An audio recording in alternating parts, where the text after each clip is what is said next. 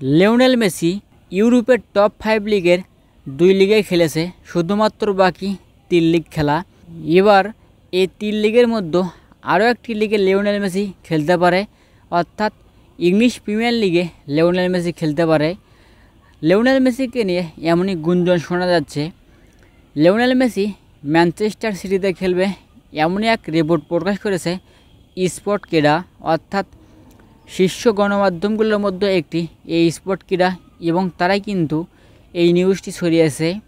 এক রিপোর্টে তারা জানাচ্ছে লিওনেল মেসিকে ধারে কিনতে পারে এই ম্যানচেস্টার সিটি।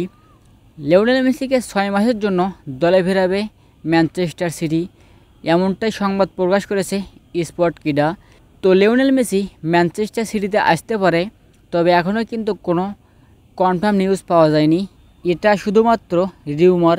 দেখা যাক লিওনেল মেসি ম্যানচেস্টার সিটিতে যোগ দেয় কি দেয় না। তবে ম্যানচেস্টার সিটিতে আসার কোনো সম্ভাবনা দেখা যাচ্ছে না, এই রিউমারটা হয়তোবা রিউমারই থেকে যাবে।